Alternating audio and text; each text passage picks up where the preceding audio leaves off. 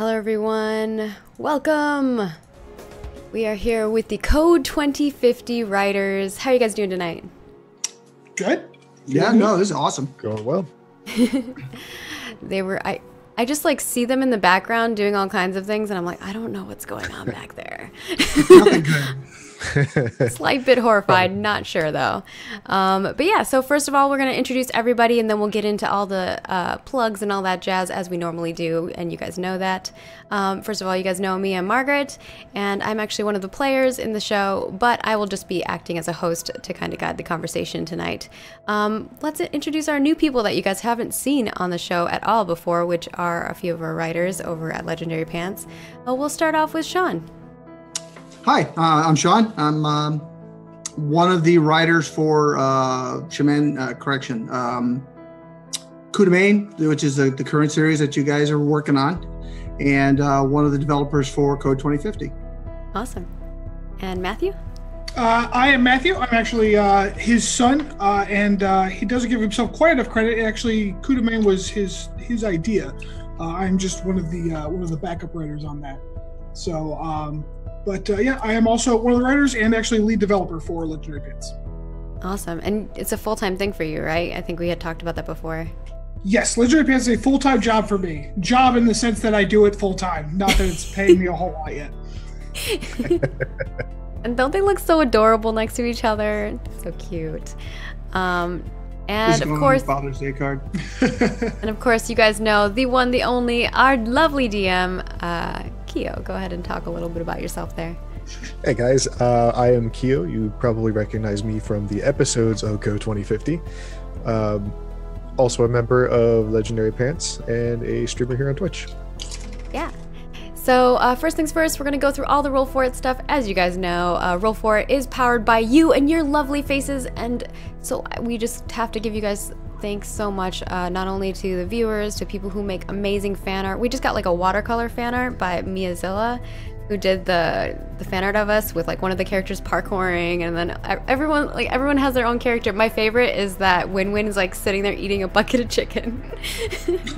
It's so cute. And then of course our Patreons over at patreon.com/roll4it. You guys do amazing things for us, and we try our best to reward you guys as well with a whole bunch of tiers of goodies, whether that's character summary videos, GM stuff. Like everybody's been getting a lot of goodies from all of our GMs, as well as GM polls, naming NPCs, all of that kind of jazz. So I think like it's been an amazing journey for us on Patreon, so thank you guys so much for helping us. And obviously that's why we have a third show kind of since it's like a 2-hour show, as well as all of our Twitch supporters. So thank you guys so much for subscribing, and we hope that you enjoy the emotes. We have a few new emotes on the way. We have our artists working on those, so stay tuned. We will fill those slots. So thank you so much to all of the new Twitch supporters that we've had, as well as everybody who just supports us on social, Twitter, Facebook, checking us out on YouTube and following us over there, or just following right here on Twitch. So we really love it, and thank you guys so much. It means a ton to us.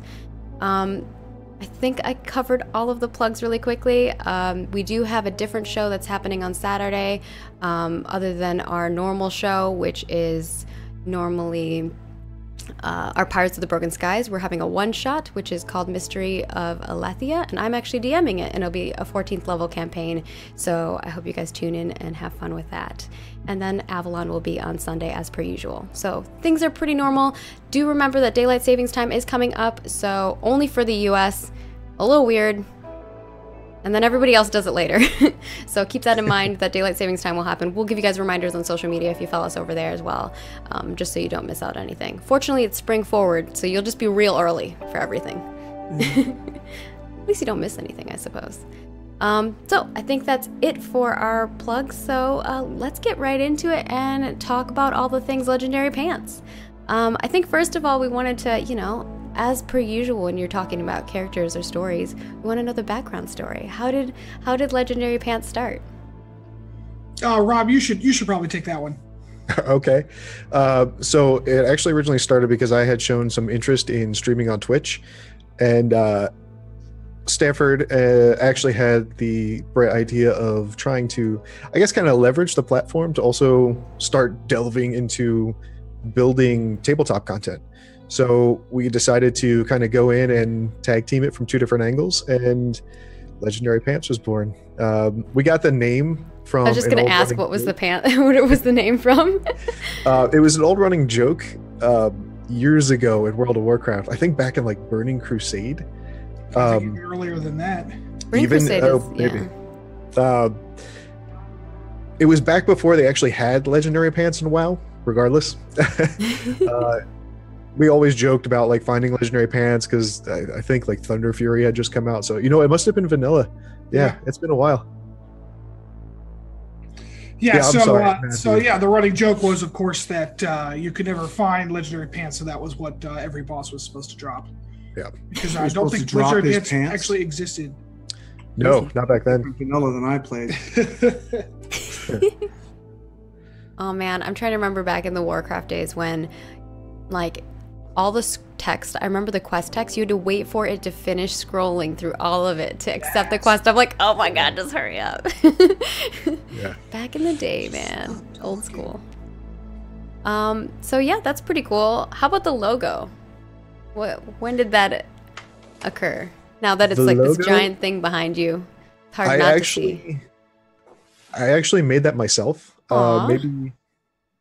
He literally stitched this by hand. It's amazing. Yeah, I stitched it. Like that woman who made the American flag. Yeah, thank you. We had created a logo a while ago that looked pretty cartoony, and I wanted something a little more like iconic that could stand out in a silhouette. And I don't know, I just went online, did some research on making I guess more professional looking logos. I studied what I saw in other companies and came up with the pants. I feel like Sean has something to say about it, but he's not. Tell us, Sean, what's on your mind? I can see the cogs turning. You better not be throwing Rob under the bus. This is Rob studied professional logos, and this is what we have now. Okay. It is. Yeah. Aww. So that's kind of how you guys got started. That's cool. Do you have any stories that you think you'd like to share with the audience in regards to just funny stories? Anything during the writing process or creation process? Of Legendary Pants or of Code 2050? Anything. So, wow, funny stories. Okay, so here's a little secret. Come on, Dungeons and Dragons is all about telling stories. You guys got to have one. Absolutely. So here's a little secret behind the, kind of a peek inside our writer's room. My father and I work well together, but you wouldn't know it from listening to us do it, because it's mostly just slinging insults back and forth until something cool comes out of it. Yeah, that is literally true. So when I first started working on Code 2050 with Dad here, we were actually working on it as a module for OSRIC, which is like an AD&D open source port. And I was at work. I actually had another job, and every once in a while, hourly, maybe every couple hours, my work would actually send me alerts on my emails because there was bad language in the emails. Did you know that? No, I had no idea. Where Dad was like effing this and screw that and all these other things, and so I used to have to tell Dad, like, you got to calm the really bad language down because my work's flagging all these emails. So in my defense, I will say I did join the military at a very young age and have been doing it pretty much ever since. So that's I'm going to call that my excuse, although that's not really it. But we're going to call it that. It was funny because before we had started, Kia was like, hey, just an FYI, tone down the swearing before we even started the show. It was great. Oh, goodness. Their camera. What just happened to your camera? Sorry, what just happened? No, my fault. Is it bad? Sorry. Hold on. No, wait. No, wait, Mariah. Sorry. That was my mistake. Sorry. Okay, so backstory. I'm actually quadriplegic. So that's why you'll always see me with gloves on. So every once in a while I get something called clonus, and my leg will shake, and I just basically vibrate the entire house out from under the camera. So we're good now. You look, you look yeah, good. you look fine now. You're good now. Sorry about Good that. job. That's my fault. You're fine. It was just great. It was like, what's happening? Earthquake. No. It felt like it pretty much, yeah. Wrong coast. So let's get into Code 2050 because we have all these lovely people here watching who have been with us and through this journey the entire time. So I want to first of all give a round of applause to Keo for keeping things on time. We call it the Roll4It syndrome whenever a new DM joins us and never can finish their campaign in a timely manner, but you have like hit every beat that you wanted to hit. Within a 2-hour frame, which is even shorter than our normal shows. So mad props to you. Even though you were saying in some of the after shows that we have thrown things at you that you weren't expecting. Oh yeah. It's like very refreshing playing with you guys because you're much more RP heavy than what we're usually used to. But at the same time, it's like, you have to account for a whole lot more that we're not used to. It's a good challenge. Yeah, I've been having fun with it. I think that's one of the things that we've always prided ourselves on is definitely the role play element of things. I think you can get a bunch of people coming together and rolling dice anywhere. I think what we want is people who can act and do improv and stuff like that. So I think hopefully we've had a good mix of that. I think we were also curious as to what was going to happen because we've added a lot of new faces to the show that we don't know, like Salem and DM Brandon. I mean, I know them, but like not as our peers. So it's been an interesting addition to the crew. Yeah. So and when Brandon approached us about doing this, and I know Brandon talked about it briefly at one point in one of the after shows, I think, but we were at PAX 2017 in Philly, and we ran a module that we wrote, and that was kind of our first toe in the water with 2050. And Brandon and Salem and like 3 other people, I think he had an entire group played, and Rob DM'd, which is how he kind of got involved with Rob and realized that, hey, Rob had the golden pipes. But when he approached us about writing this, one of the provisos we had was, look, it shouldn't be combat heavy. It should be RP, more weighted towards RP, which was actually really good for me because that's how I tend to write. The module we wrote for PAX had a lot of RP, a lot of investigation, and only 3 combats? 3 combats, 2 of which were optional. 2 of which were completely optional. That's perfect. I love whenever you can like do the option of role playing instead of the combat option. Don't get me wrong, I love me some combat too. But I think that from a storytelling element, when you watch even watch a TV series where the real connection comes from the viewer to the show is in the personalities and the story and the drama. So I think that those are the things that really guide a story. They want the conflict. Yeah, it's kind of funny. I remember, and Matthew also listens to this to some extent, I think. There's a podcast called Writing Excuses. It's a group of 4 fantasy and sci-fi writers that meet up and talk about stuff. And one of the things that they talked about that I had never realized before is there are people who skip entire sections of combat in books. They just have zero interest in it, so they just skip to the end of the chapter or whatever. Yeah, it's I know. insane to me. They flip to the end, find out who dies, and move on. I can't imagine skipping parts of a book that I'm interested in. Like that's half the expanse. Yeah, like you're missing out on so many things. I think combat also brings out things in people's personalities that you wouldn't normally get, right? Or intelligence or thought processes that like you wouldn't get sometimes. So I think like it can be very. That's sad. That's sad that people would miss out on that. One of the things that I do want to mention, if you're watching this live with us on Twitch, you can right now toss in questions in the chat, and I will try to guide the conversation and add those in here so that you guys can toss them their way as well. So feel free to ask any questions that you guys want, and I'll try to throw them over here and ask them. But if you're watching this on YouTube, sorry. Thank you again for watching, and thank you for all your support. That's what I gotta say on that end. Go back in time and type your question in. Oh yeah, you can leave your question down below, and maybe they'll answer it. Right, Sift through all the cute questions. I don't know. Actually, if you'd like, at the end, I can give you our contact email address, and they can have that. That would be perfect, actually. So yeah, I think when DM Brandon reached out to me originally, he was like, hey, I have a role that I want you to play on a tabletop show, and it's going to be very RP driven, and I think you'd be perfect for it. Are you interested? And I was like, well, you got to tell me more about it. And then he told me something about it, and I was like, my problem is that I've been trying to keep all my like tabletop stuff on Roll4It. I really want to support Roll4It. It's obviously I'm investing a lot of my time into it, so I think we just tried to find a way to like work together, and then we got you guys together, and then mid-meeting I had to leave because yes, all of the secret stuff. Brandon helped to kind of shape how he would like his character and some of the other characters to you know, some of the situations that he wants those characters to be in this season, and he is the only one out of the cast that knows about it, except for Rob and Smatter, who you all met last week. Yeah, we met Smatter last week.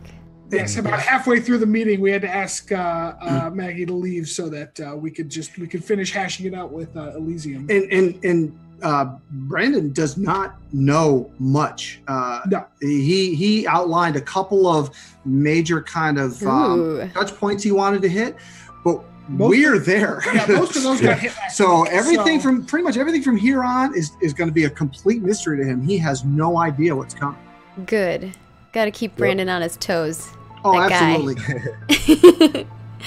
Guy. You know what's interesting too is like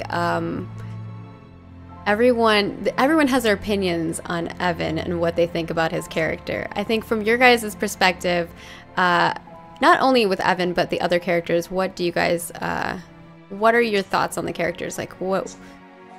So Evan is, I mean, obviously he's got quirks to the character, which is great. It's really fun to see him play that character pretty much to the hilt. Everyone says that's just basically Brandon. I'm just kidding. And I've heard that as well. We only know Brandon through some of his streaming, so we're PAX. not. Yeah, so we're not intimately familiar with him. So if that's what people say, we'll take their word for it. But the character is what we're kind of evaluating. Yeah, but I will say he's doing, from my perspective, he's doing a good job of kind of staying on task, and you know, he's kind of looking down the road, it seems to me. And the other thing about Evan is, what was the other thing about Evan? Gosh, I can't remember. So my father has a head like a sieve. Things will fall out of them pretty easily. I will say, as far as the other characters are concerned, and not just Evan, we appreciate that the characters are unique amongst themselves. There's not a lot of cookie cutter going on. Yeah. Are we allowed to pick favorites? Are we allowed to pick favorites? Yeah, are we allowed to have a favorite? Well, so before we decide if we're going to pick a favorite, bear in mind that the episodes are written, so what happens happens. Yes. So it's the DM, right? The DM's your favorite? Well, so he doesn't count because he's obviously the favorite. So we're picking number 2. It's Ziggy. I mean, Tuesday's doing an amazing job with that character. She's great. She's a great RPer. I just can't get over the accent. Which is the accent is fun. Yes. And I just wish, as I point out, because there is the female cop, half-orc cop Ruby, who is also a French woman. I wish Rob could do a French accent, because that would be amazing. Yeah, Rob, step it up. No, I'm with you. If I could do a French accent, I totally would. But yeah, Ziggy's a freaking amazing character, and Lauren is a very experienced DM as well as role player. So I love playing alongside her in every campaign that I get to. So it's pretty great. And Jameer is a lot of fun. He sometimes does stuff that's a little surprising, but not too surprising. And I think your character hasn't really had a chance to shine yet. I'm kind of waiting on that, and the same for Win-Win. I know it's going to happen because we got a lot of play left, but A lot to get through. yeah, so. Yeah, I think my character strives on communicating, right? Like playing that kind of face role in, if you would look at like Shadowrun or something like that, where she can kind of transform and be somebody else and do different things with that. But I haven't really had an opportunity to do that in the campaign yet. So in our first offline one, I did, but not in this one yet. Yeah. Okay. Yeah, I didn't see that. Was that? I don't No, we think didn't there stream that or anything like that. No, it was like a pre-session. We were just doing. We always Right. at Roll4It, we It's like always a do demo. a pre-session that we try to keep it not canon, so that it's just a story that it's not even about the story. It's more so like all the players can get to know each other, and we can build chemistry, and you can learn about your character. And if you find any issues with your character, change it before the live show. We just do that fair with enough. every campaign Yeah. that we do, especially with people we don't know that well when they're just joining. I think the only crew we don't do that with anymore is our Sunday crew, because that crew is just like on it. I mean, we have pretty much a whole group of DMs at this point, other than Bentham, and Bentham's leveling up his DM skills already. So I think that at this point, like a lot of us are able to roll through stuff really quickly. Haha, see what I just did there. Yeah. I think we do have some questions here. I think Angel was asking how you guys are supported. Are you guys funded? Do you have your own budget, or how does that work? And I know you guys. So I got this thing in my pocket called a wallet. So we do have a Patreon, but it's pretty low key right now. We have a fair amount of capital invested in this product that will be launched at the end of the show as a Kickstarter. That will be probably the success of that will be our seed money for our support in the coming year. Wait, what are we talking? 2050. Core? Yes. Oh, okay. That's the so Code 2050 has a core setting, the rules, all the new stuff that we're pushing out will be available as a Kickstarter as soon as the show is done. Right, and you guys are playing with a couple of the new subclasses, and there's a bunch more. 36 is how many subclasses we have. Yeah, I even saw like drones on that list and stuff like that, and we haven't gotten to play around with those at all, which would be really cool. I do really love my tattoo wizard, so I'm having a lot of fun with that. Good, glad to hear it. Yeah, so I'm excited to see where that goes. So yes, we will be product supported starting in the summer. Cool. We got another question here from Condorito, some stuff, wanting to know, to the team, how do you handle a world that's sort of real world future with so much fantasy curveballs added in it? We've seen it done wrong, bright, but what would you see as urban fantasy without the masquerade done right? Do you mind? No, please. So I just want to say real quick on Bright, the story itself, the world building, actually pretty good. If you could see past the F-bombs and Will Smith doing whatever he's doing in there, the world building in there is pretty good. And I actually use it in an article I wrote for LP as an example of how we are trying to pull off the setting in Code 2050. We are using Earth, and the reason we're doing that is because it's familiar to players. It's easier to write for, frankly, because we don't have to come up with a whole history, and it provides a good example without having to do a lot of heavy world building. So we already know that America exports this and China imports that and so on and so forth. So that makes it a little easier for us to leverage. Okay, what's it going to be like in 35 years? Now, what we're doing a little differently than a lot of settings is we're saying, okay, magic has always existed. Fantasy elements like dragons and orcs and goblins have always been around, but they're a little less common than everything else, and they're fairly evenly distributed around the world. So when you look at things like, let's say, World War I, yes, there were magic users during World War I, but they were pretty evenly split on both sides of the conflict, so therefore the conflict overall had about the same outcome. That allows us to use history as it is without having to do a whole lot of rewriting. Right. Does that make sense? Yeah, totally. I think, I've done a lot of writing myself here, and I think the best way to do things is have something that people can relate to. And I think, obviously, if you have that as your base, and it's something that everyone can experience and understand, and then you take a twist to it, I think is the best way to do it. Because otherwise it adds sorry. confusion or questions or, you know, things that like people just don't understand versus like if they're like, oh, I get it. You know, it works. Right. It's And, really and that's what we were cool. going for. To be able to say, okay, like in this first adventure, the setting is Paris. It's 35 years down the road. And oh, by the way, there are, you know, orcs and halflings and dwarves and so on and so forth wandering around. Tieflings. But it's still Paris. Exactly. And tieflings with adorable Southern Belle accents. But still, it's still Paris, the eternal city. So that automatically takes care of 95% of the setting building that a DM or we would have to do. Yeah. And it makes it easier for the audience to picture what's going on, because they can say, okay, you know, oh, the Eiffel Tower, the Arc de Triomphe, and funny hats with croissants. Got it, Paris. Let's move on. Wait, funny hats with croissants? Funny hats and croissants. You said with croissants. Well, yeah, you have Yeah, a funny are the baguettes wearing Oh, with croissants. That gets wearing. I was thinking like a hat with a croissant on it.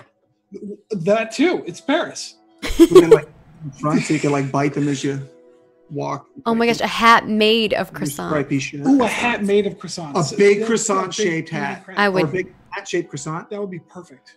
Actually, it's kind of funny because there's these French mountain troops that I ran into when I was in Afghanistan, and they had like these enormous berets. They're the size of pizzas. I'm not kidding you. They're huge. Anyway, Anyways, So this is the kind of real world experience we get to leverage. Kyo, I think you were gonna start saying something. I don't know if you already lost your train of thought, but if you wanted Oh, to build no. on that. Yeah, I was just going to agree with them. Like, it's nice being able to leverage that kind of familiarity while telling the story. So that way, you get to chuck in little bits of knowledge to help the world building, and either the players or the audience gets to kind of fill in the rest. But because everybody's so familiar with it, there's almost like a common background being built by everybody, and it's cool to see that play out. And I will say, this is not without its perils, because a lot of the times we're like, okay, so we're in Paris, and oh, they have a wizard. What do Parisians think about magic? You know, why? You know, it's one thing to have very heavily armed people just walking around, hence the Venture app and Adventuring. yeah, that was a big. But it's even another issue when, you know, a crowd of people suddenly sees a mage cast dancing lights in order to get a better look at something. That is a potent ability that most people in the world can't do. Right. So it's at least a spectacle, and we're talking in a technological future. That stuff's going to be on YouTube. You know, it's not. It's interesting because, hey, I haven't seen this in person. Not that I don't know it exists. So it's just kind of an interesting cultural thing that we've had to deal with in all of our settings. Actually. Right. I love And- that Jameer is doing that. Like he's taking video of everything that Ziggy does and putting it up on like the YouTube. It's so Absolutely. great. Yeah, and the way we kind of equated it as we were working on this from the get-go was that adventurers, you know, fighters and mages and so on and so forth, your basic adventuring player characters are essentially as rare as Olympic athletes. So, you know, think about how many Olympic athletes there were in Pyeongchang. You know, that is a good percentage. That would be a good percentage of the number of adventurers in the world who are level 1 or higher. And I mean, surely you've seen, you know, the Olympics on TV, but you may not have ever in your life, and may never in your life, actually meet and see an Olympic athlete compete. All right, we have another question here from Gorthar9210. Thank you for the question, Gorth. Compared to other cyberpunk properties like Shadowrun, Code 2050 seems to have a much brighter vision of the future from all we've seen so far, and I really like that. Is that deliberate, or just because we haven't seen that much of the world yet? Yes, I think it's because and I yes. complain so much. It's because you Yeah, so complain. little background on Rob there. He hates Cyberpunk. What? Yeah, I'm not a Which is huge horrible. fan. Oh, There- come on. So, like, I love Neuromancer. I love Ghost in the Shell. Yeah, I love- yeah, I was thinking Ghost in the Shell. Hell yeah. I loved Snow Crash. Snow Crash. Snow Crash was hilarious. Stuff like Ready Player One, I enjoy, Ooh. but some of the really heavy, really deep, really like angsty stuff, it's too much for me. I don't know. It's like it's like a wine that's aged too long. I don't know. I don't really know how to explain it. You don't like the post-apocalyptic. You don't like when it starts going like almost Mad Maxy. Well, Yeah. But like with tech. And the original Cyberpunk was a product of its time. You know, at the time, I know you guys were really young, not really young, but you're young.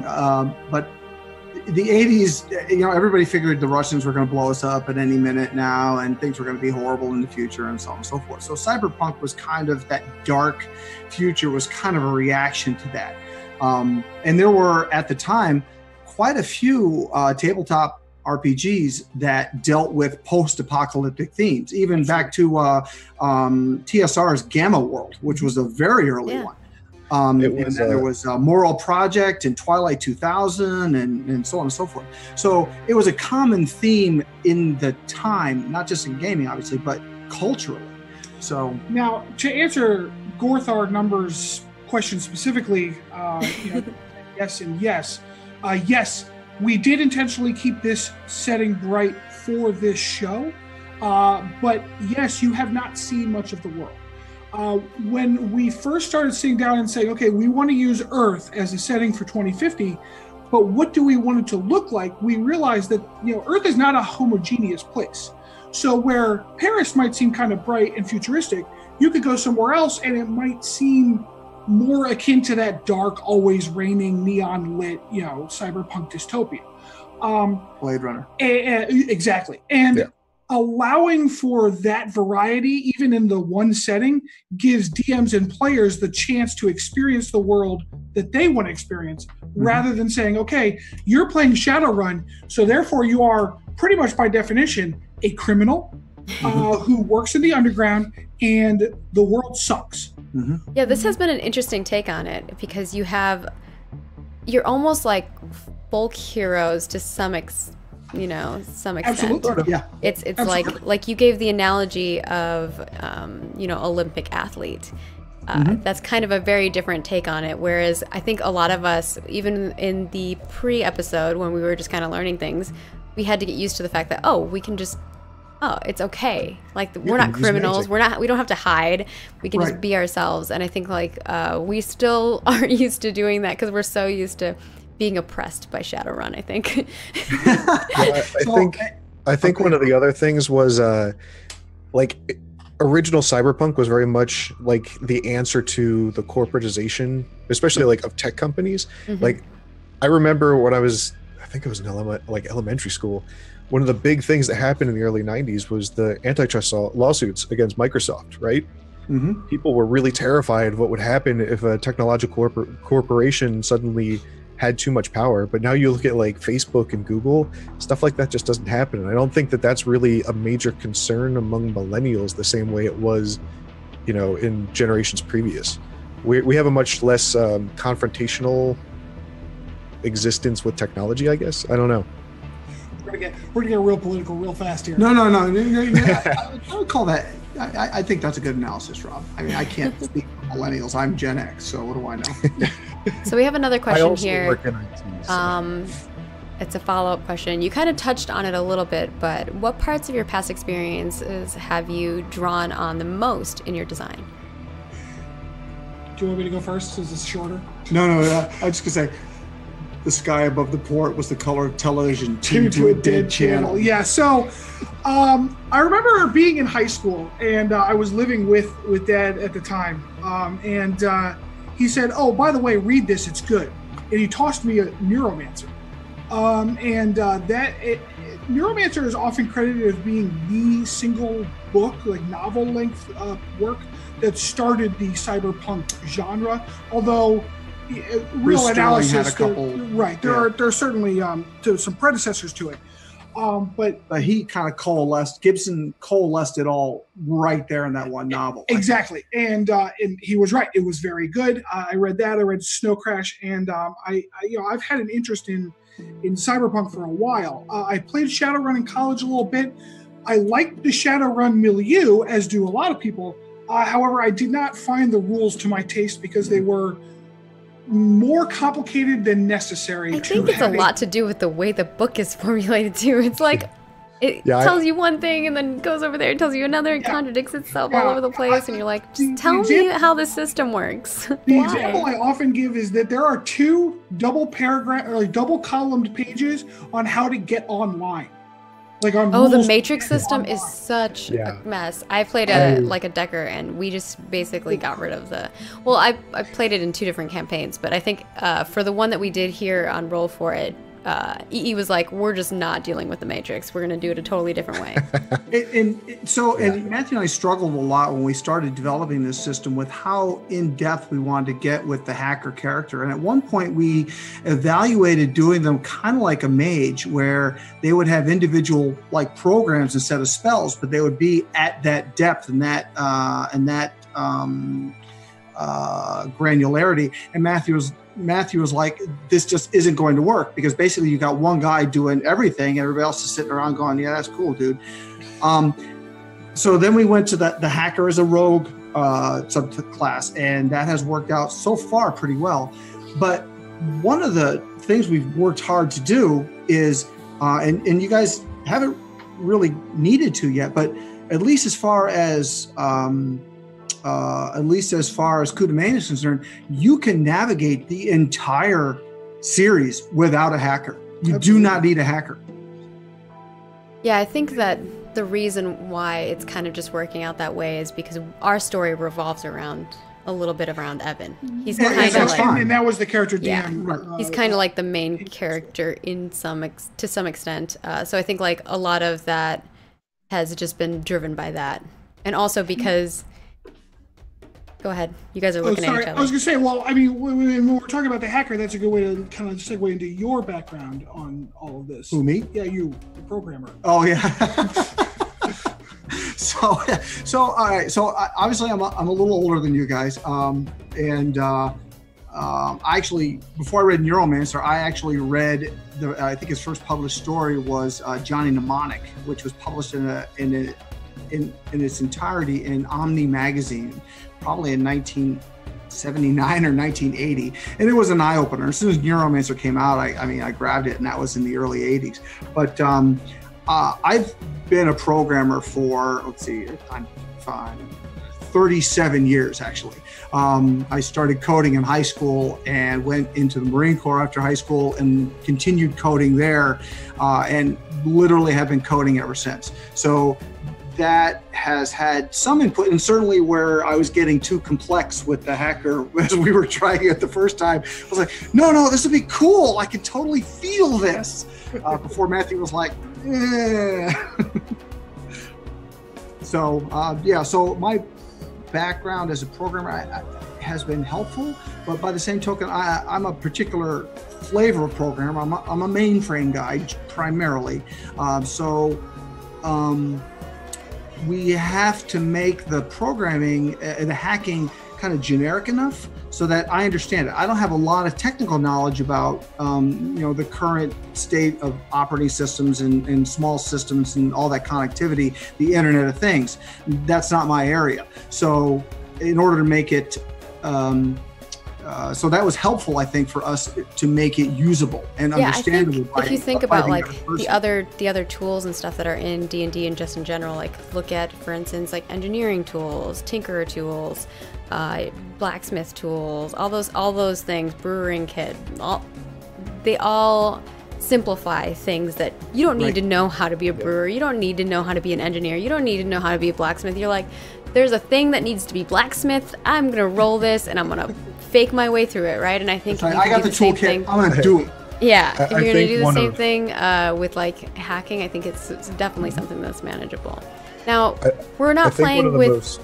Sorry, go ahead. Sorry. Yeah, I think one of the most brilliant ideas that you guys had regarding hacking was splitting it up into different languages. So that way, like, you've got Parfait, which is the equivalent of Java. All mobile devices are programmed around it. Then you've got BizOS, you've got Dominus, yeah. It's nice that they all have different uses, and you guys actually ran into a situation last week where Brandon didn't know how to code in a particular language, so he couldn't hack your way through. Too bad I wasn't there. Yeah. I that's specifically fine guessed over the comprehend door or language because I was something, like, I watch never want to have a problem with languages. Yeah, that's the other cool thing is because we have magic available to use. There was a lot of thought in how magic would be able to interact with technology. So when you said that you wanted to use comprehend languages to read and then write in a programming language, that's totally legitimate. Totally fine. All right. So we do have a couple more questions coming in, so we'll try to answer those. Lady Desira, I'm sorry if I say your guys' names improperly. Do let me know if I'm saying them wrong. I'm used to just role-playing, not having to say everyone's names. What's the writing process for the Legendary Pants crew in general? Oh man, she threw us a hard one. Oh man. Okay. So Lady Desira is a friend of ours actually, go ahead, Dad. You take this one. Okay, so let me just describe the writing process for Coup de Main. So Brandon came to us and said, "Hey, really had fun at PAX. Do you guys think you could put together 10 episodes for Roll4It?" And he kind of gave us some rough outlines. I kind of like it to be like this, and I kind of like this kind of a character, and I kind of like this. And we were like, yeah, we can do that. When did you want to do that? And he says, we want to start in 6 weeks. So we basically were faced with writing 10 episodes from scratch in 6 weeks, right just before Christmas. So luckily, not oddly enough, but luckily I had a steampunk campaign. Yes. I had put together a few years ago to run, I think it was Space 1889. Space 1889. That'll tell you how old some of your audience are if they remember Space 1889. And I dusted it off and said, I think this might fill the bill. We just need to stretch it out and make it code 2050. And make it code 2050. So we lucked out there. But then the process is basically we kind of plot out the big bite of each episode and say, okay, we want this to happen in this episode, and we want this to happen in this episode. And then one of the things we tried to do here was give you guys some options. So you say, okay, well, they can go this way or they can go this way, and either way, we've got it covered. And I will say that your side trips really didn't surprise us. We kind of had planned for them. So you planned that's for why Ziggy Rob to jump on a moving vehicle. That we did. No, I knew that they were going to interact a little more heavily with the. You give her a thing to parkour on. She's parkouring it. No, I mean jumping on it was perhaps a bit of a surprise, but I knew that those would be the shiniest thing in the room. Yeah, no, you did mention that at the time. That's why I wanted you to take the keys out of them. Right. But anyway. So basically, we started. Okay, look, we want to write 10 episodes. We want to do a 3-act structure because that's the standard. Okay, so we've got 3 acts. Inside each act. I think you guys' microphone is slowly getting quiet for some reason. Ours? Yeah. Yeah, yours. If you want to go to the little caret and then go to audio options, go to test computer microphone, make sure it's not on automatically adjust. Or it might just be because every time you guys look at each other or look away from the microphone, it might be that causing that. It might be that. Oh man, this is so embarrassing. It's like sorry. It just keeps like dropping and then going up, and I'm like not sure what's causing it, but I was like, probably should get that out of the way. It just got real quiet. I don't know if it was for you, Q. Can you hear it? How are we now? Let me turn it up in our mixer. Test. Okay, is that better? Yeah. Yeah. Okay. Well, we'll go with that. We'll just keep that there. So 3 acts. So yeah, we have a 3-act structure, and then we knew that inside each act. Let's try not to earthquake here. We wanted basically a mini 3-act structure inside each act. You know, the introduction, Act 2, and then Act 3 climax. So that was the framework we started in, and then we just kind of started writing to fill that in based on the number of episodes we had. Yep. And that really, once we had it all framed out, it was a matter of just filling in what we needed to happen.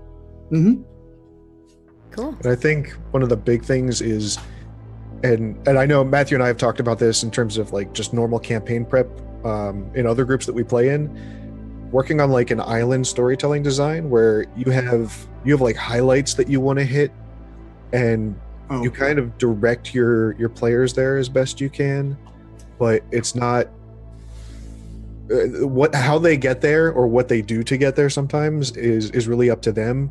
You just want to kind of try to guide them towards those highlights. That's what I do too. So I'll be like, within this hour, I want X to happen. Yeah. I don't care how. I'll make it happen in one way or another. It doesn't matter where they go or what they do. I'll make for about half an hour before you guys like meet up before the episodes, we always go and talk to Rob and like, okay, Rob, at the end of this episode, this is where they need to be. It almost doesn't matter what happens before that, but when they get here, they need to do this, or they need to know this, or they need to have seen this. And Rob has ad hoc brilliantly several times. Tell us the most brilliant ad hoc in Act 1 thus far. Yeah, guys. Oh, man. Yeah. Oh, actually, no, I know it because it was the only thing that we didn't think of. Oh, the license plate. Of all things, you guys were like, well, I'm going to pull the license plate off the van. I was well, like, why wouldn't I? I have a phone. I can take a photo. I'm far away from them. Why wouldn't I? It's so obvious. I was like, oh, how can we forget that? Crazy different ways that you can find out how to get somewhere. And then Rob goes, okay, it's a rental company. And then I'm going, oh my God. And they go, well, Brandon's going, I'm going to try and figure out who rented it. And he's bullying that guy. Meanwhile, I'm thinking Matthew with the name of the company going, tell Rob it's this. So yeah, we had the name of the company in a different episode. Right. And we didn't realize he would need it this soon. So I actually went into Roll20 and whispered him the information as a little worm in his ear. Like, this is what you need. This is what they're going to ask for. And he did a great job picking that up. Yeah. So yeah, no, Rob, nicely done with the license. Yeah. And again, that was literally the only thing that like completely floored us. And it was our own fault because we just, of course, you look at the license plate. How can we not think of that? So yeah. The other thing, but there were that's good. And I would say we have I guess a disappointment is that there were a couple things you guys actually missed, things we put in that we thought would be a lot of fun that you guys just kind of bypassed. Skated by, yeah. And we're like, oh man, they didn't do that. Yeah, like you have to be careful. Wait, don't say it, because they might wind up going there. Yeah, they may still. I know exactly what you're gonna say. I don't have time anymore. So that's all right. Yeah, I think that's the thing too. Is you never know where we'll go next, right? We might backtrack and go to those things, go do those things. Yeah, just shut your mouth. We do have quite a few other questions in here, but one person's like, "Wow, I need a team of linebackers writing for me while I'm GMing." Yes, Condorito. It really. I never have to remember a name ever again. Someone gives it to you. It was really funny because when Brandon asked me to DM this, I was like realistically, I don't have the time to flesh out an entire campaign, but I knew that these guys were working on this in the background. So I was like, do you think you could up the timetable a little bit on that and, maybe give you something to work with? Can I ask a question? Would that be out of, is that okay? You can answer whatever you want. The only thing is that I would say, Matt, I think when you look off to your left, we can't hear you very well. So if you look, okay, I apologize. I will set that thing to Omni. Yeah, it's my fault. Rob, how is it DMing a story that is being written for you? Like, I've never actually had that experience. So it's a lot of what I'm used to, just kind of drumming up my own campaign, but there's little bits of flavor I get to add in that I can do more well on the fly than I'd be able to if I was more worried about designing the world. So like for instance, when Jameer really hit it off with the Big D, Hawk, right? The Big D. Oh God! Oh, how could you forget that, Q? The Big D. I know. I've been able to play up that, especially like when he's talking about posting stuff to social media. I was like, immediately, oh yeah, Big D's gonna see that. Big D's gonna like that. It's gonna get a starred comment on that page. Like, it's stuff like that I can better pay attention to little details and kind of work that back into the story for the players. That's it helps great. them. Yeah, no, it was, that character was awesome and really funny. I loved it. So we do have a lot of questions that are queuing up, but don't worry guys, if you're asking questions, I am adding them. I'm letting you know when I'm adding them to the queue, so just keep that in mind. So KHL2K is asking, was there anything specific, mechanically speaking, that really stood out to y'all, which cemented using the D&D 5e rules as the core as opposed to a different system? Were others considered, tested, discarded, or did you know what you wanted to use from the get-go? So when we first started working on 2050, as I said a little bit ago, we actually started in OSRIC, which is an AD&D open source rule set. This was before I personally started playing 5e. I knew I wanted to use Dungeons and Dragons because it is the system with which I was most familiar, and it seemed the most flexible on what you could do with it and still stay inside that kind of familiar framework. The reason we chose 5e is frankly because of its popularity. It was also the most 1e like. Yes, so it's very much like AD&D in a lot of aspects, but it's the newest edition. It's simple, and it is, I believe, currently the most popular tabletop RPG on the market. I actually have not played D&D regularly since 1e. I jumped right from so 1e long, dude. to 5e. Oh. And at the time, we didn't even call it 1e. We called it AD&D. It's gone through so many phases. You've missed out on like some very interesting phases because I feel like I haven't missed out from what I've heard. I think you have, because personally my favorite is like a combination of like 2.0 and 3.5 like mixed together. Like I think if those two could have a baby, I would love that. I know Matthew's going to disagree with me, but I really like Pathfinder. Pathfinder has like, he's like, I'm just gone. Sorry, I'm still reading through the dang feats list for Pathfinder. Pathfinder is, well, that's, you know, it's so much. I think it's a lot harder to consume for people, but I also, I love the idea that you can kind of create whatever you want. And I think like that to me is why I like options. I feel like 5e, sometimes you can be kind of cookie cutter, especially if you look at like the base rule set. Like if people don't let you use like any of the outside rule sets, you'll end up just being like, all right, well, I'm a paladin, I'm a ranger, I'm a rogue, I'm a barbarian. It feels like the same classes over and over again, and you don't really get to be something different, if that makes sense. Especially nowadays, because I feel like most campaigns, I rarely see campaigns that are like beyond 6th level if you look at anything on Twitch. Yeah. I mean, that's true. I don't think I've been in many campaigns that were beyond level 6, and I think I've gotten into 2 or 3 that are beyond level 7 or 8. I don't know. That's all I'm saying. I didn't mean to. And I will say, using the 3.5 as kind of a litmus test, because 3.5 certainly was popular. And you know, where we can look at, say, an edition like 4th edition, which was not as popular. See, and that's the reaction most people give. 3.5. It is my honest opinion that 3.5 was popular because it is what was around at the time, and it's really all that people had as far as Dungeons and Dragons are concerned, because they felt like, okay, we played 2, now there's 3, now there's 3.5, okay, this is what Dungeons and Dragons is, so we should play it. And then 4th edition came out, and people were not happy with that. So they kind of... Well, if you look at... Hold on, you have to look at the differences between these two. You have 3.5, which gave you a plethora of options. Like, you could be a crap ton of races, you could have a whole bunch of utility, and then you go to 4.0, which is like the most washed down role-playing game that you've ever seen. I think it's fantastic for new people. Like, it was a great idea of getting new people into the game, making a campaign really quick, and jumping into the game. Like, I will give it that, and I think that's what it kind of provided to 5th edition. It provided that next step, which was like, yes, we want it simplified, but we also need to give people some characteristics here. And I think like that's why they found like a decent balance with 5th edition. I'm still of the fan. I like more options.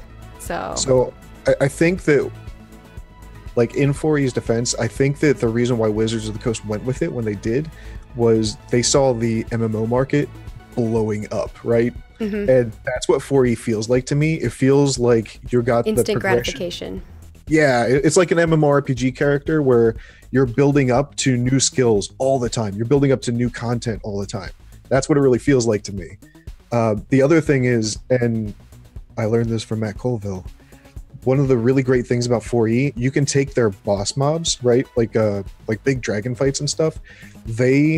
Because of how overpowered a lot of those big NPCs were in 4E, they transfer really well into other settings to use as individual boss fights. They're much more difficult, even than the 5E bosses with legendary actions. They're huge masses of hit points, and they're good for that, I guess. So let's go back to the question, because I think we kind of all went off on a tangent there. Yeah, so I was trying not to, because believe me, I could talk for another 3 hours about additions. Hey man, that's what we're here for. So I'll be here all night until you guys are ready. The all additions for show. Yeah. So I'll just ask the question again, but I'm going to paraphrase. It's basically, did you guys test out on any other things, or were you knew right away that you wanted to be 5th edition? And then if so, what was it that kind of drew you to that? So the thing I wanted to do was make Cyberpunk, but make near future role-playing that is not Shadowrun. Mm-hmm. That is my primary goal.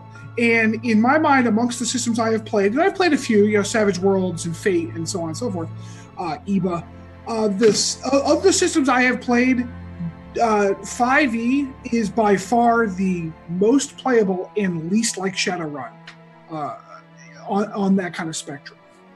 As far as the system is concerned. Now, the Shadowrun setting, as I said, is very nice. The system is a problem. Yeah, the system has complications. Let's put it that way. And I will say, I know people who are big fans of Shadowrun, and they play it constantly, and they say the same thing. I've played a lot. First edition back in Early 90s? 88, 80, right when it launched. It had to be, I think I was still in the Marine Corps, so it had to be late 80s, maybe early 90s, and we played for a couple months. I think Guy was DMing. I remember. And it was dense. We just had a hell of a time with it. We went back to AT&T after that. I think one of the big deciding factors was, I remember the day when I showed Matthew the advantage and disadvantage rules. Oh my God. Oh, that was really genius. He immediately went like, what? That's amazing. And he went out and immediately bought all the 5e books, dove into it. And he's like, all right, you need to end our Pathfinder campaign so that we can try 5e. Like that. No, that's not what I said. I said you should convert our Pathfinder campaign to 5e. Well, yeah, that's true. Nobody else wanted to. And then 3 weeks later, they're all like, we should have converted our shit to I swore. Sorry, You everybody. didn't swear. You were vulgar. It's a difference. Yeah, I think that Shadowrun has a special place for me. I've had a lot of fun playing in a variety of campaigns with it. And actually, Tempo, who plays Jameer, I played Shadowrun with him for like a good year and a half. We were in a campaign together. Oh wow! And that was tons of fun. I think that actually Shadowrun Anarchy is actually a more simplified version of Shadowrun. So if you guys are looking for something that has a little less rules, I think that actually is a good place to start for Shadowrun people, or if you have never played Shadowrun before. No, we would like you to start in Code 2050. I definitely think Code 2050, of course. If you're looking for something like Cyberpunk, but with the D&D vibe to it, for sure. So let's move on to our next question here. We have Angel Ray wants to know, how long did you get the artist and visual assets on the show? Or how long did it take, I'm guessing, is what they're asking. What was the So question? there are 2 artists. Oh, okay. The one doing the character art and the overlay actually is an artist named Purity.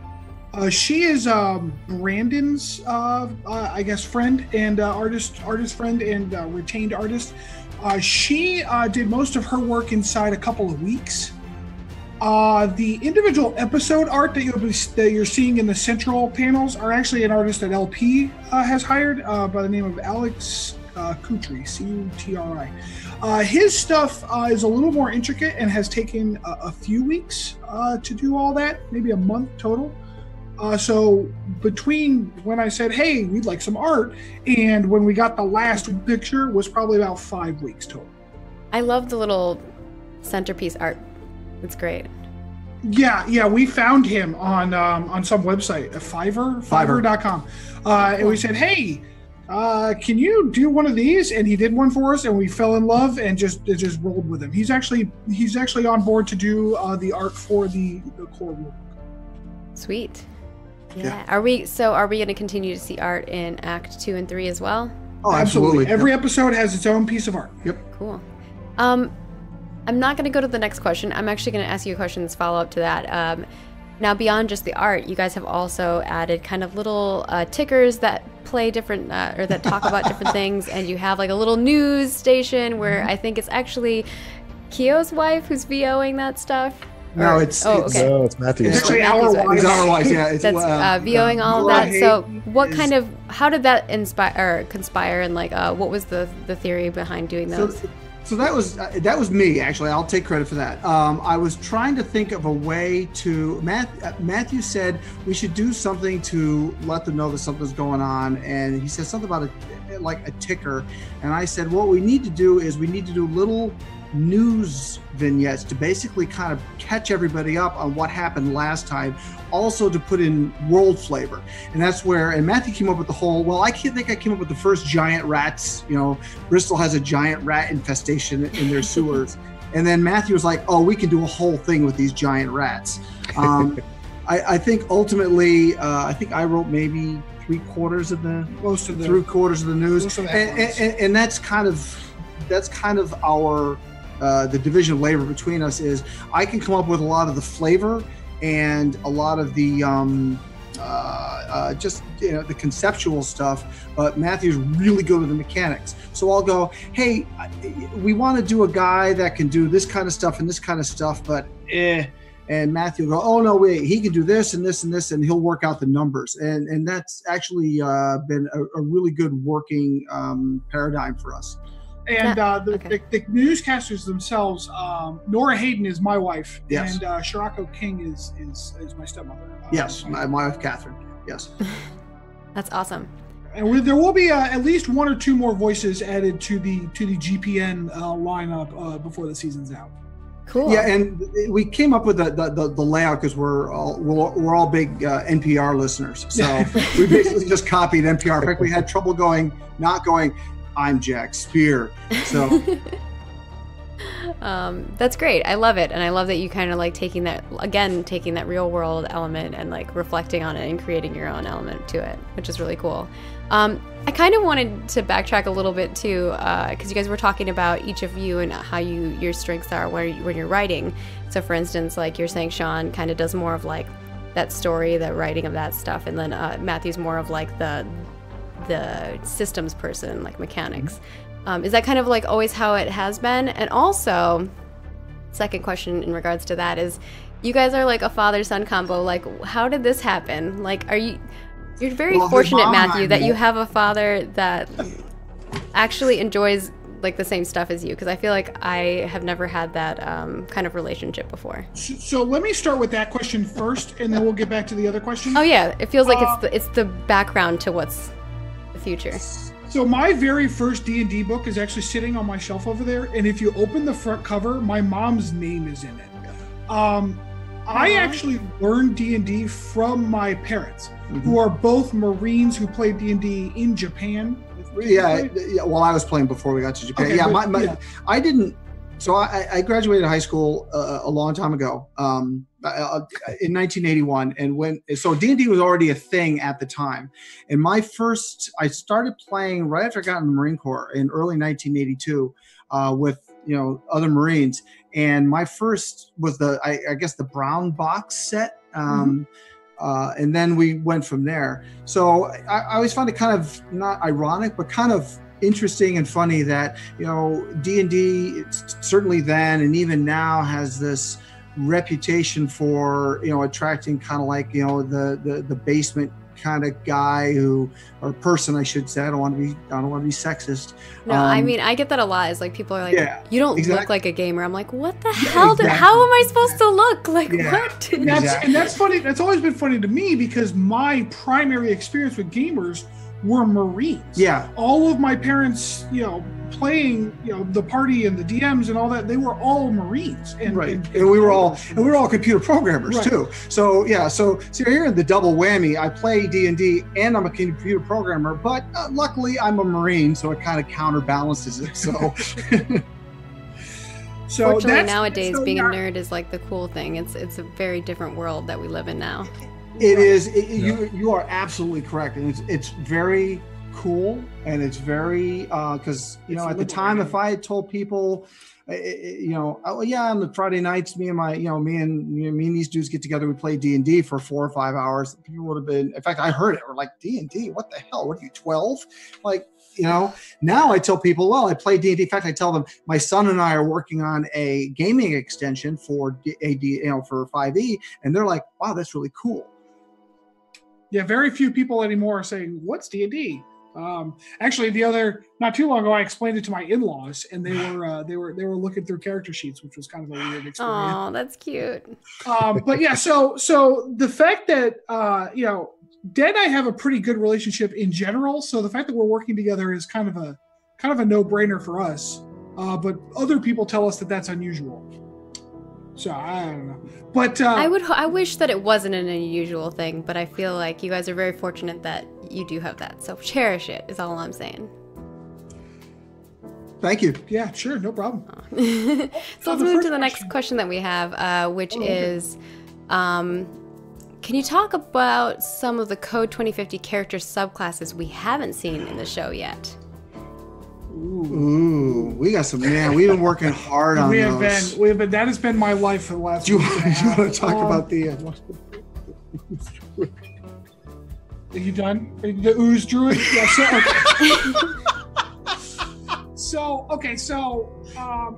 I could talk in generalities. I can't give you the specifics because it is under copyright. However. So we have a bunch of we have 3 subclasses for every class in vanilla, in the vanilla handbook. We didn't touch any of the any unearthed arcana classes. Actually, I'm not sure there are any unearthed arcana classes. There are, but like the blood hunter that Critical Role came out with, or any of that, we haven't touched any of that. So what we did was we took all 12 of the original classes and wrote 3 subclasses for each. So that's 36 subclasses. Some of them you've already seen. The hacker is a subclass of rogue. The Tomoka wizard. The Tomoka wizard, which is the tattoo wizard. The parkour monk. The parkour monk, which is the path of the clear. Path of the Order of the clear path. Order of the clear path is what because we have to come up with lore names for them all. Way of the clear path. We should. So one of the ones I've come up with that my dad finds completely abhorrent is the ooze druid. And if you remember from 3.5 in Pathfinder, there was actually a prestige class called an ooze master, which is kind of similar, but basically the druid can use inspiration. The druid can use his wild shape to become an ooze instead of a beast, and at higher levels he can actually like pour himself through small grates and things. It's pretty disgusting. Yeah, and without giving too much away, there are some of the classes that could be just rolled into vanilla 5e in the standard medieval type setting, no problems at all. But there are a bunch of them that have a lot of technical aspects to them to kind of obviously fit into the whole 2050 milieu.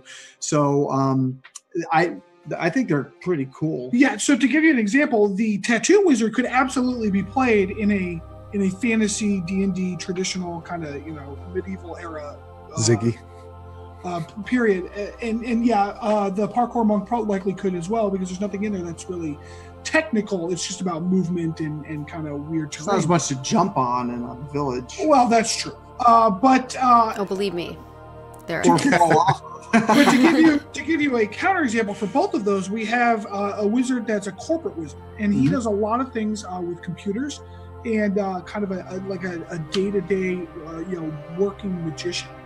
And for the monks, we have what did you call it? The Way of the Iron Hand. Way of the Iron Hand, which is inspired by the gun toting monks from Equilibrium. Another movie in which Sean Bean dies. Yes, or Sean Bean. But anyways, but that class absolutely, that subclass could absolutely not be played in a normal D&D setting because you need guns. So there's about half and half. Maybe we lean a little more heavily towards classes that can really only work in 2050.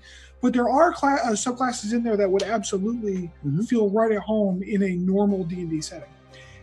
And there are a few, 3 or 4 subclasses in the SRD that we've launched, right? And then didn't we post the corporate wizard? We have released in various venues the first couple of features of different classes, including the corporate wizard, the bounty hunter, the urban conclave ranger, the parkour monk, and then we have fully released the hacker subclass for the rogue. Right. So if you look on, if you're curious to see what there is so far, just look on LP and legendarypants.net and under code 2050, and what's there is there.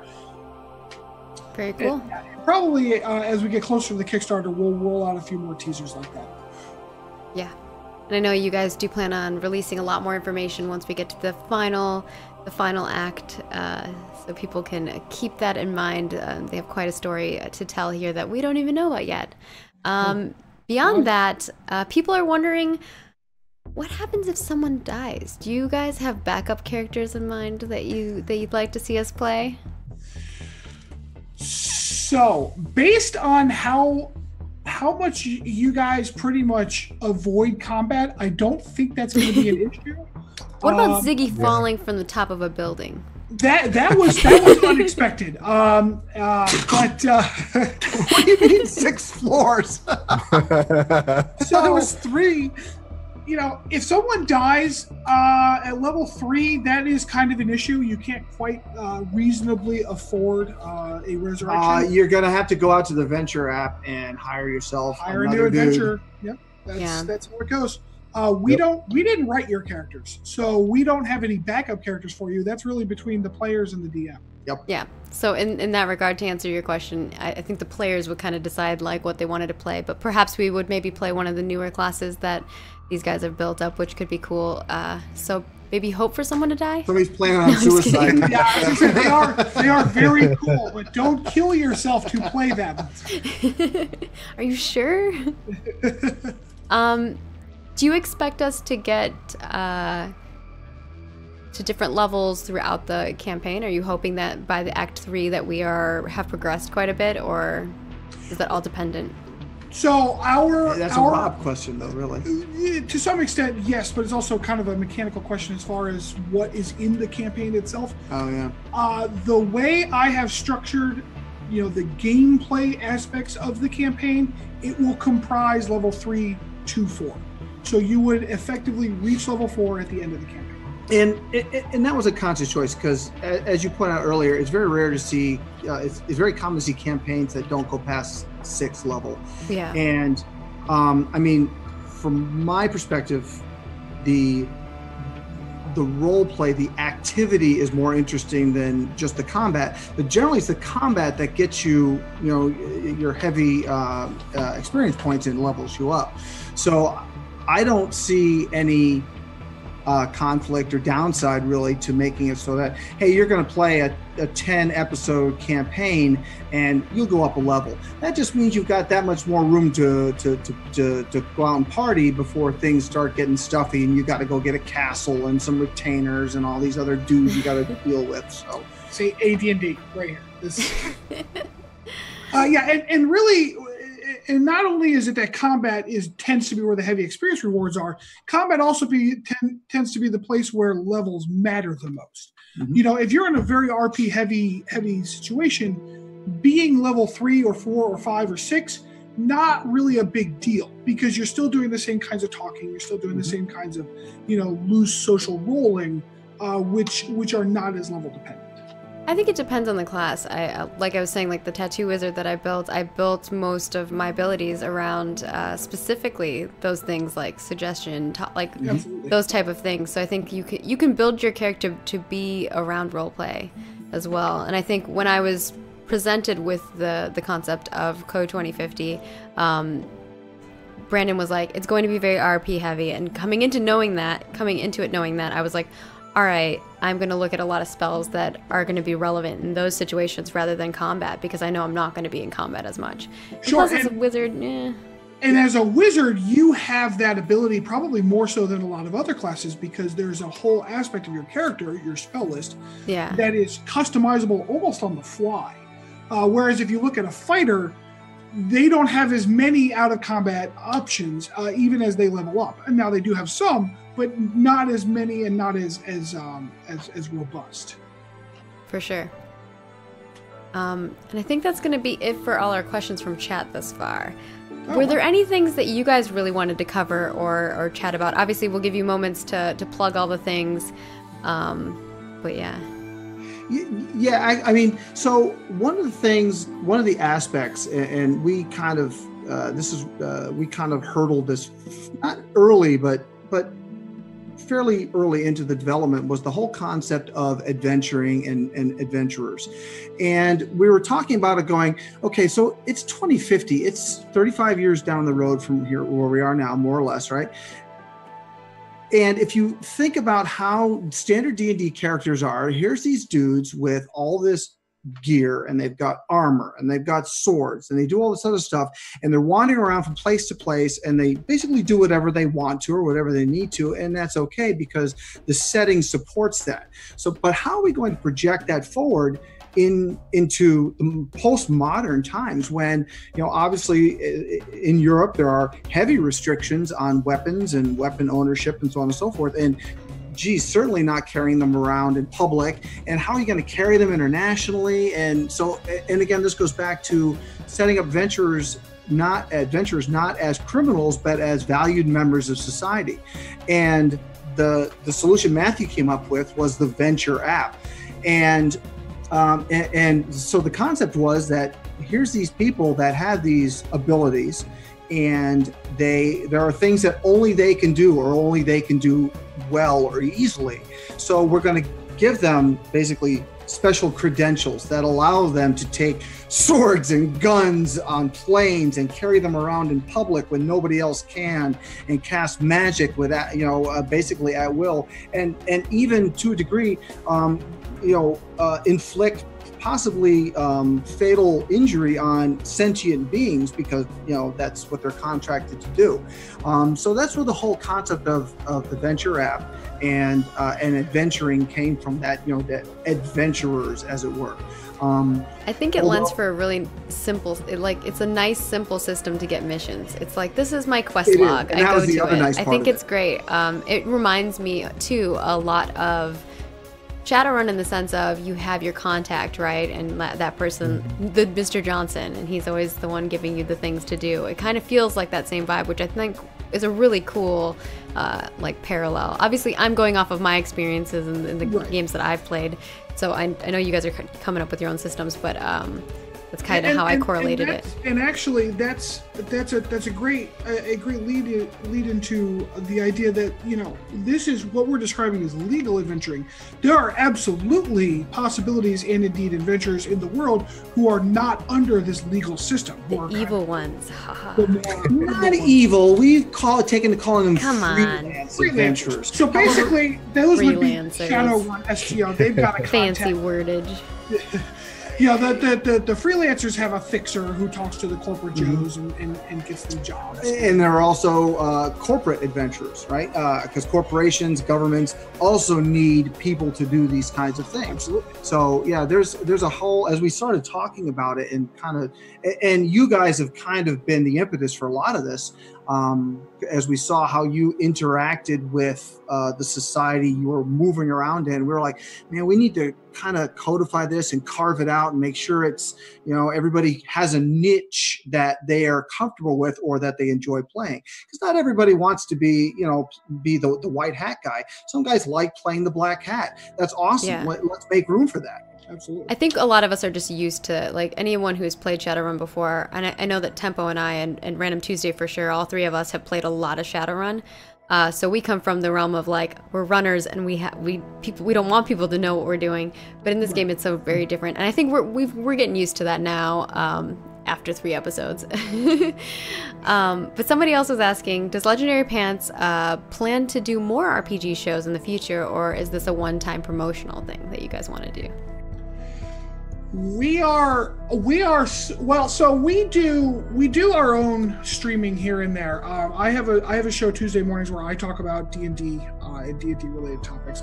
I'm messing up my hair again. Sorry. Yeah, stop touching your hair. Yeah, I'm the worst.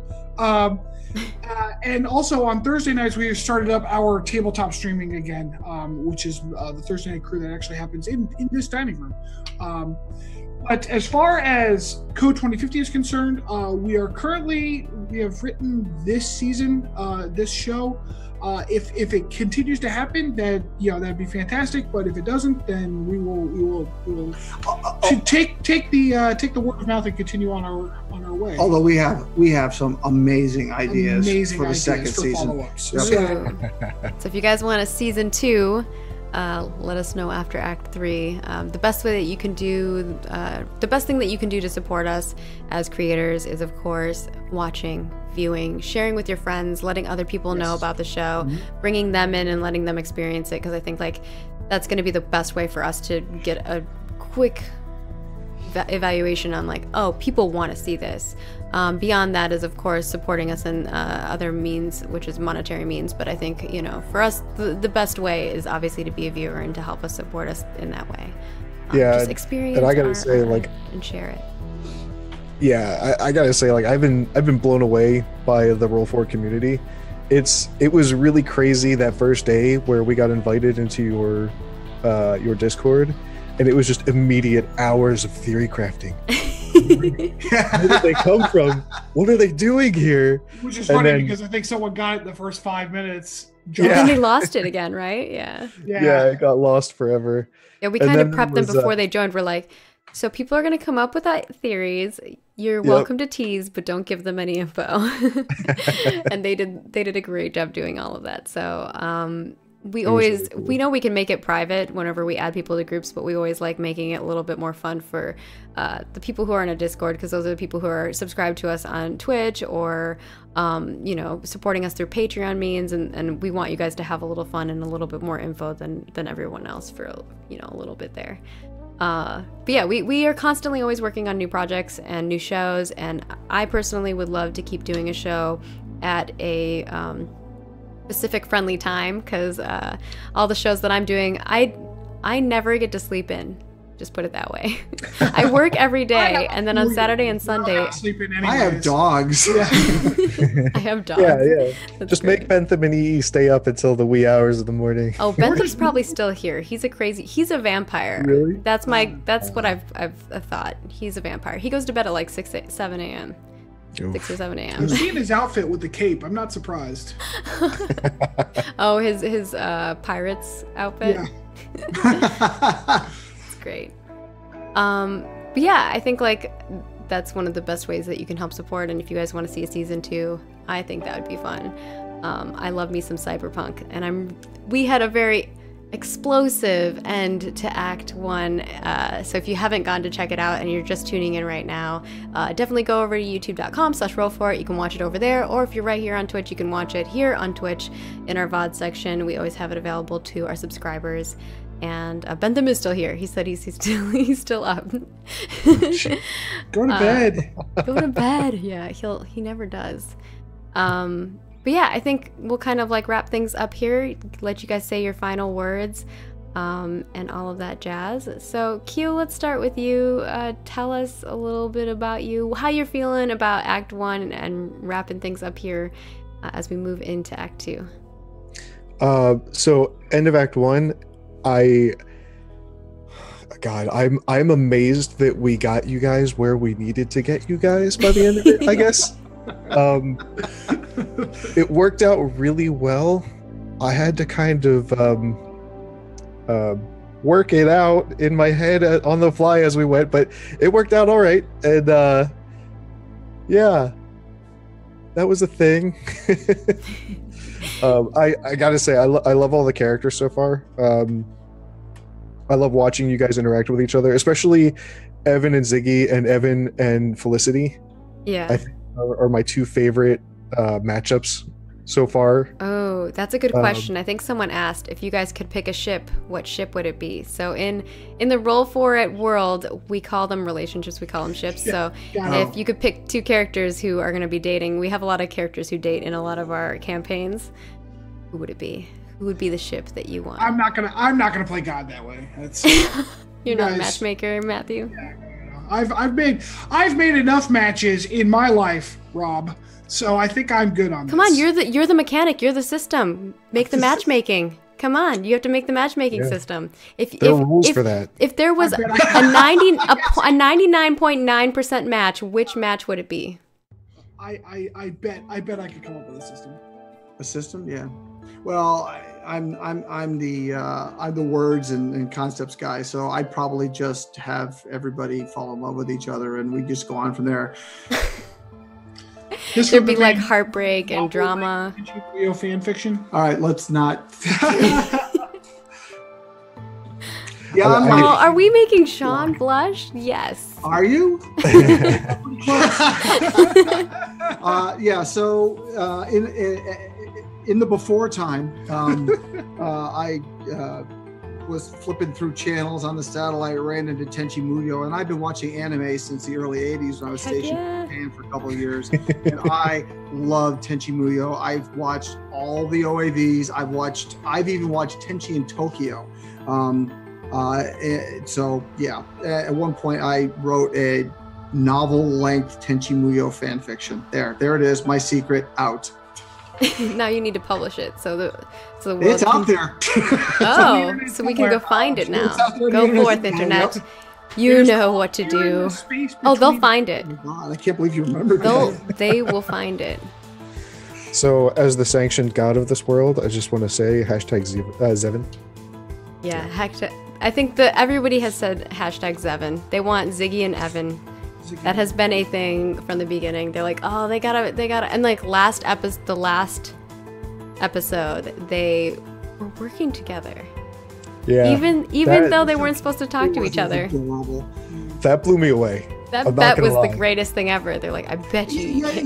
But by the same token, I mean, Ziggy and is obviously the character is very passionate, whereas Felicity is somewhat like she's, I don't want to say standoffish, but she seems to be very cautious with her feelings and so on and so forth. So I would be more interested in seeing what cracks that nut.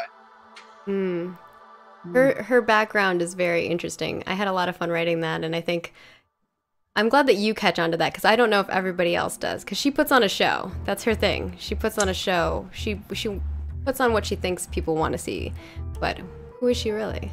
I don't know. Maybe you guys will find out sometime. Yeah. Well, we're watching. Coming back to you, Kyo, I think you were wrapping up your thoughts here on Act 1. I think that's really it. Yeah, it's been a blast playing with all of the different characters. I really like how quickly everybody just kind of like dove into the world.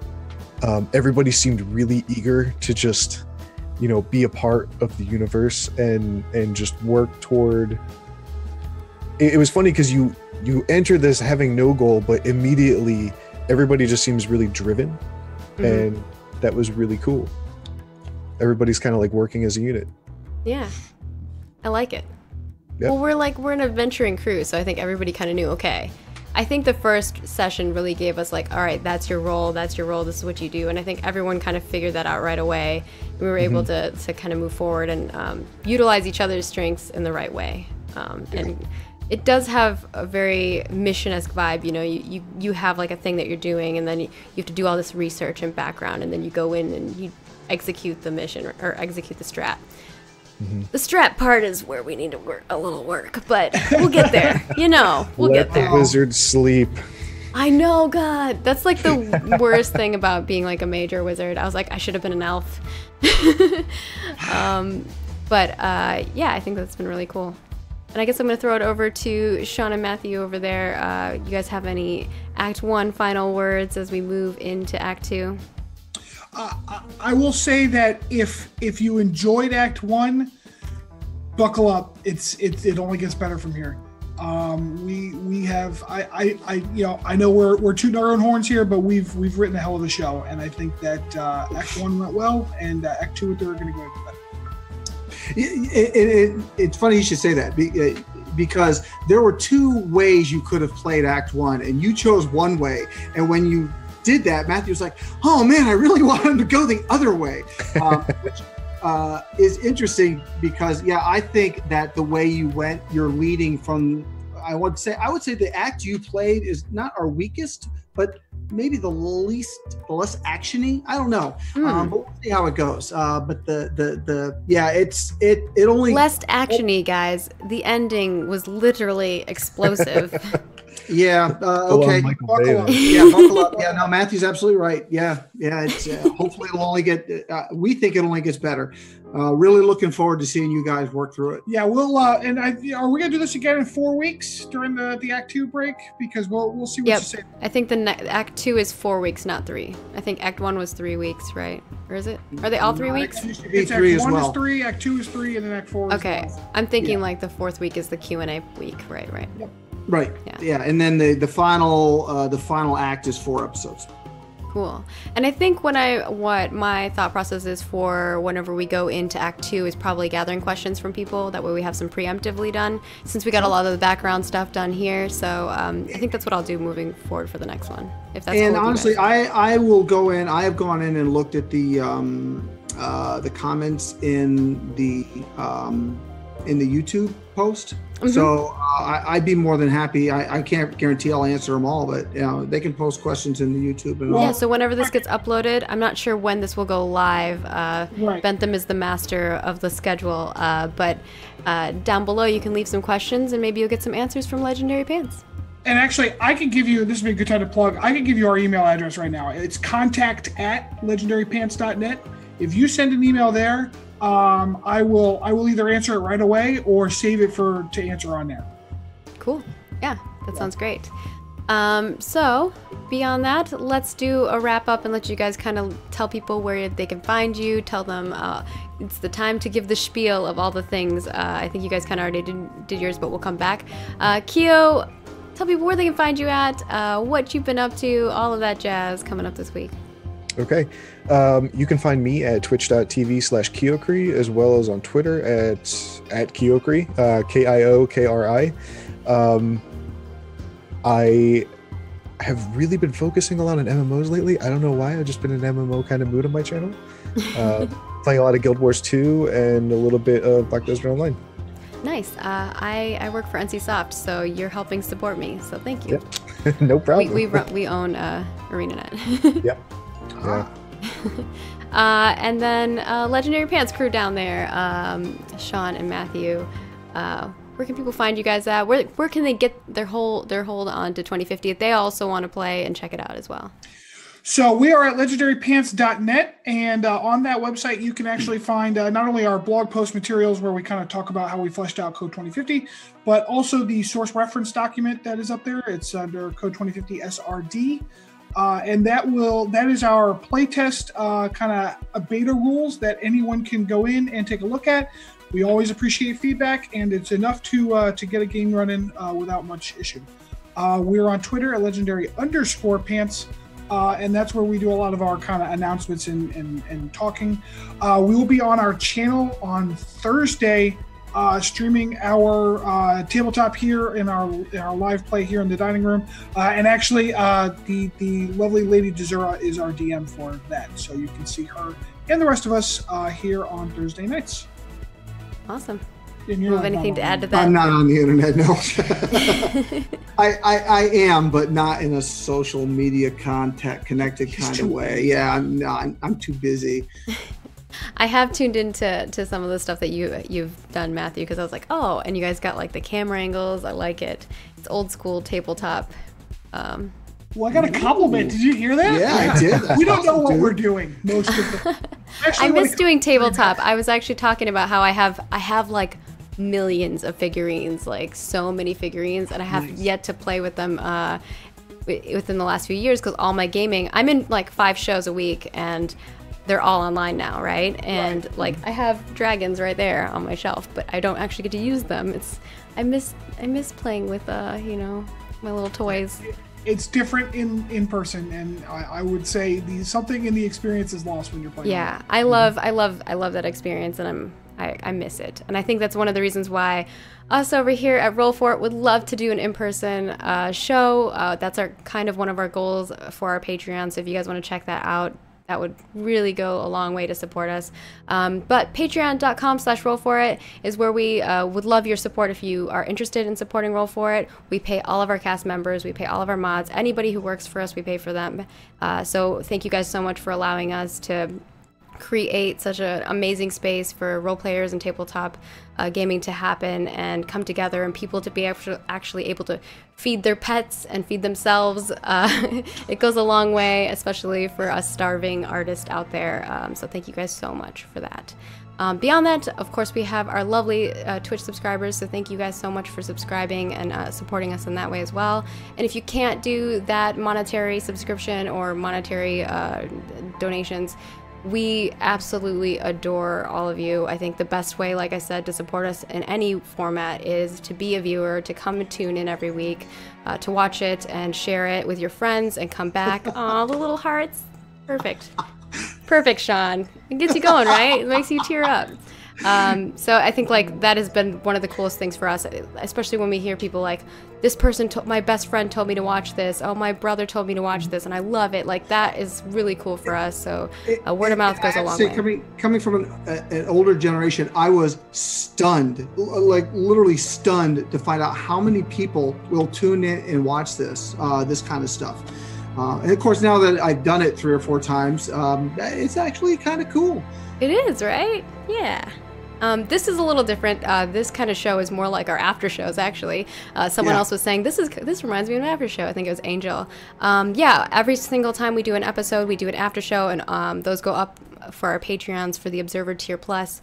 So we do a lot of rewarding. We try our best to come up with some really cool stuff for you guys to help pay back in the ways that we possibly can as artists on our end. And then, of course, following us on social media, Twitter, Facebook. Thank you guys so much for the reviews. That helps us a ton get up there in the algorithm. That keeps you guys up to date on what's going on. We'll also keep you up to date on when daylight savings time comes, because you need that. Is that a cat? Yes. Yes. You have to show us the cat. And also you need to tell us the name so we can add it to our name of pets. Yeah, so we have 2 cats here in the Stanford household. This is Leonidas and his sister. Put him up in the camera by chance? I can try. Oh, does he not like being held? Oh. He's not the biggest on being held. Oh no, come on, man. It's your moment, Leo. You blew it. I'll have to try to find our rabbit during one of the actual sessions. That's sad, Hemi. We need your rabbit in the pet list name. Yes. I didn't know there was a pet list name. Yeah, there's a pet list name. So we have every, if you look at their exclamation pets, every person who's a cast member's pet's name is there. So we'll have to add you to it. I will send you pictures of my stupid dogs. Yes. Love it. So thank you guys so much. I think like that's that kind of wraps up most of the plugs. I'm gonna check to see if we got any donations real quick, because we like to tell people about that as well. I'm looking at today. Actually, what day is it? Can I just say real quick too, on the LP side of things, all 3 of us would like to thank our wives for their support. I heard that all of you are family to some extent almost, because you guys are both dating sisters. Yeah, so I married my wife, and then we hooked Rob up, who was my best friend from college, Hooked him up, eh? My wife's younger sister. Yeah, so we're actually technically everyone on LP is related by some sort of familial. I hadn't thought of that. A family business. You've got a family business going down. That's crazy. Okay, so here's one of my stupid dogs. Oh, is this the Statue of Liberty? What's going on there? It's one of those Liberty tax hats. My daughter's put it on him, and he is such a tool. He will sit there and wear it. That's cute. Oh, adorable. I love it. And that's going to be it for us today. We are going to show some love and share the love with one of our lovely cast members. Oh, the bunny and the puppy. Oh. We can't see the video, That's so cute. Oh, the distractions of all the pets. I don't know. We're going to share some love with one of our amazing cast members, and it seems to be the fan favorite of all the writers thus far. We'll see if their minds change as we move forward. Will they still feel Ziggy as their favorite character once we get to Act 3 or Act 2? Let's find out. But we're going to head on over to Ziggy, aka Random Tuesday. We're gonna she's over there playing Celestial Rangers, which is a Sailor Moon-inspired tabletop RPG. They're using the Geek Space area, but it's over on her channel, so we're going to be hosting her over there. Thank you guys so much for joining us. We hope that you enjoyed it. Share some love with us. If you want to find Legendary Pants, check them out, legendarypants.net. If you want to check out all of our stuff, you can go to youtube.com/roll4it or support us over at patreon.com/roll4it. And we'll see you guys. May the dice roll ever in your favor. Toodles. See ya.